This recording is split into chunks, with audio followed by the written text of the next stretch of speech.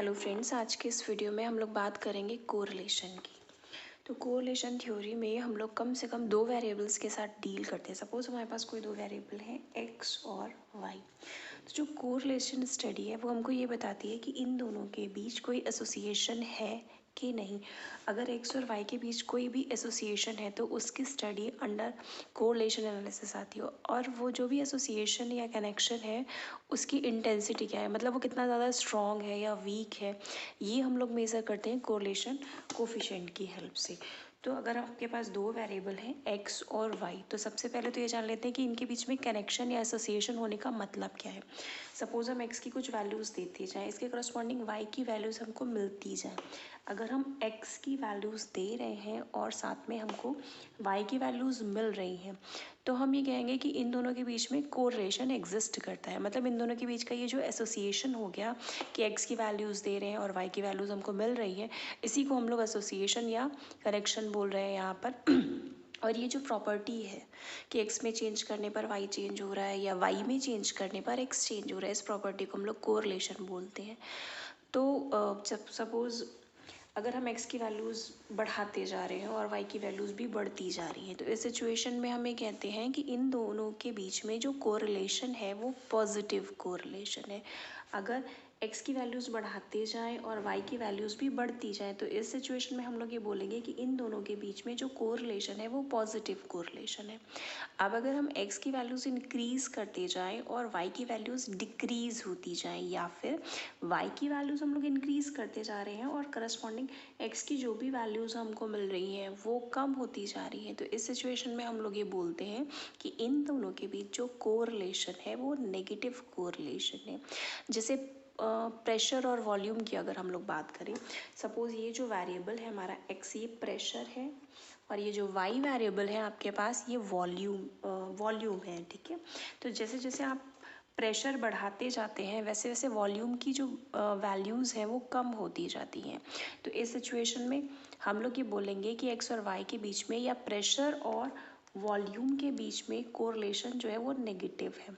अब अगर हम लोग बात करते हैं रेनफॉल और अम्ब्रेला सेल की, जितनी ज़्यादा बारिश होगी छातों की सेल उतनी ज़्यादा बढ़ जाएगी। तो इस सिचुएशन में अगर हम रेनफॉल बढ़ा रहे हैं तो हमारी जो छातों की सेल है वो बढ़ती जा रही है।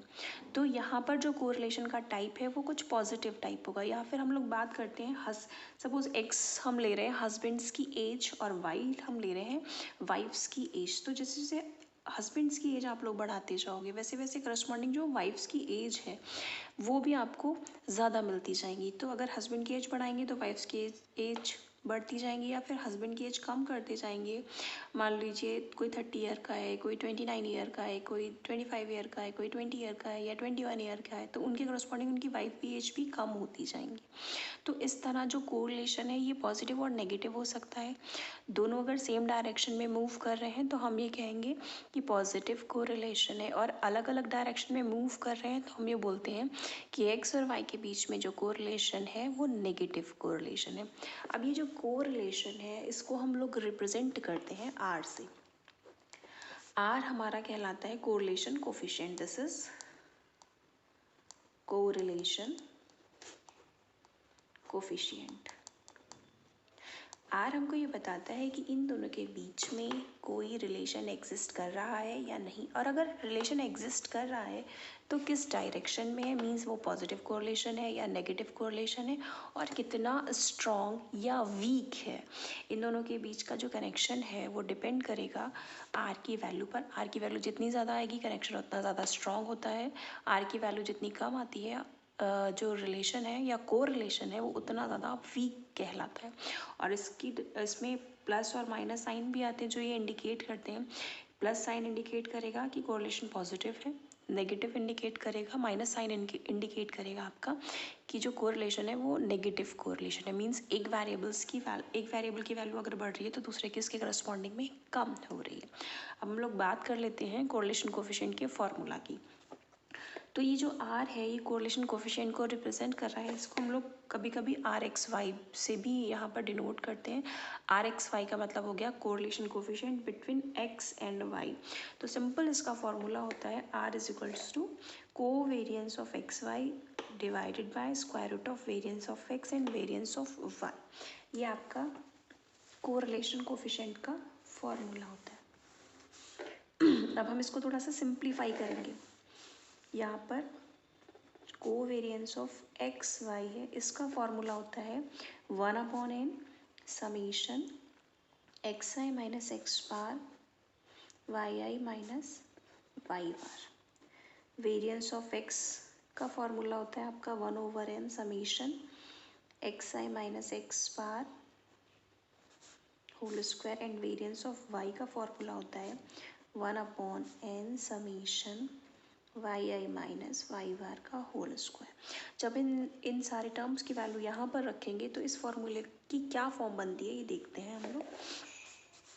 आर आपका हो जाएगा 1/n summation xi minus X bar Y minus Y bar divided bye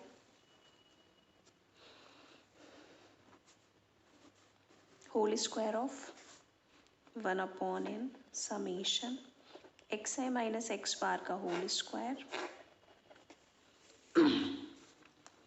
summation 1/n summation Y minus Y bar का होल स्क्वायर। इसको थोड़ा सा सिंप्लीफाई करेंगे जब हम, तो देखिए क्या निकल कर आएगा। यहाँ पर ये आ जाएगा आपका 1/n समीशन, हम मल्टीप्लाई करते हैं दोनों ब्रैकेट्स की, ये हो जाएगा आपका xi Y minus xi Y bar minus X bar Y plus X bar Y bar divided by. आप ये दोनों n जो है इसको स्क्वायर रूट से जब बाहर निकालेंगे तो सिर्फ 1/n निकल कर आएगा। यहाँ पर आपका हो जाएगा 1/n summation square root of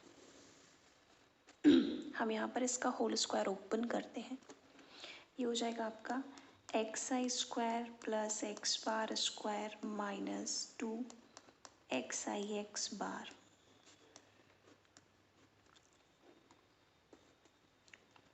summation Y square minus Y bar square plus Y bar square minus 2 Y bar. इस 1/n से 1/n कैंसिल हो जाएगा। इस समीशन को हम अंदर लेते हैं। जब इस समीशन को अंदर लेंगे तो ये बनेगा आपका summation xi Y minus Y bar summation of xi। Summation सिर्फ वेरिएबल पर लगेगा, कांस्टेंट इसके बाहर आ जाएगा minus X bar summation of Y. यहाँ पर जो वेरिएबल है वो वाई है और जो एक्स बार है वो कांस्टेंट है, इसलिए समीशन या इस बार यहाँ पर वाई पर लग रहा है plus summation X bar Y बार। यहाँ पर कोई वेरिएबल टर्म नहीं है, समीशन इन दोनों पर है और जब समीशन कांस्टेंट पर आता है तो वो एन टाइम हो जाता है। अगले स्टेप में हम इसको लिख देंगे N X bar Y bar. This is divided by square root of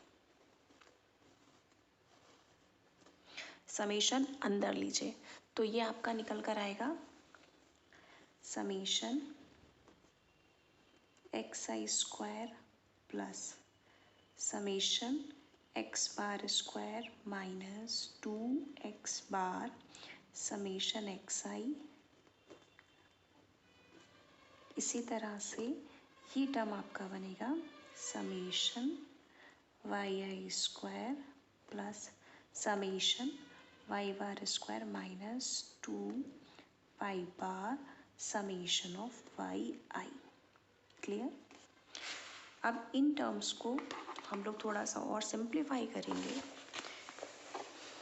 ये हो जाएगा आपका पहला टर्म आपका एज इट इज आएगा r is equals to summation xi Y minus Y bar summation xi के प्लेस पर आएगा n x bar X bar summation Y I के प्लेस पर आएगा एन वाई बार प्लस, या फिर मैं एक बार पुराना वाला स्टेप दोबारा लिखती हूँ ताकि आप लोग आसानी से समझ सकें। हमारा टर्म था जो हमने अभी सॉल्व किया है, summation of X I Y bar summation of X I X bar summation of Y I plus summation X bar Y bar whole divided bye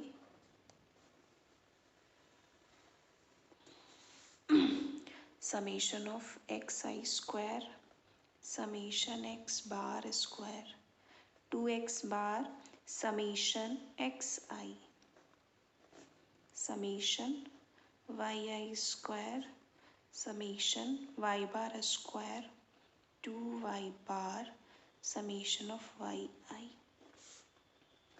ये टर्म था अभी जो हम लोगों ने सॉल्व करा था। अब हम इसको थोड़ा और सॉल्व करते हैं, फिर देखते हैं क्या फॉर्म बनती है। देखिए ये हो जाएगा आपका summation of X I Y bar. Summation X I को हम लिख सकते हैं N X bar summation Y I को हम लिख सकते हैं एन वाई बार प्लस, क्योंकि ये दोनों टर्म कॉन्स्टेंट्स हैं, कॉन्स्टेंट के ऊपर जब समीशन लगता है तो वो एन टाइम हो जाता है, तो हम इसको लिख सकते हैं N X bar Y bar. This is divided by square root of summation of xi square। Summation constant पर लगा है तो ये n टाइम हो जाएगा, ये हो जाएगा आपका n x bar square minus 2 x bar summation X आई के प्लेस पर आएगा आपका एन एक्स बार। ऐसे ही यहाँ पर आएगा summation of Y I square, ये हो जाएगा N Y bar square minus 2 Y bar summation Y I के प्लेस पर आपका निकल कर आएगा एन वाई बार।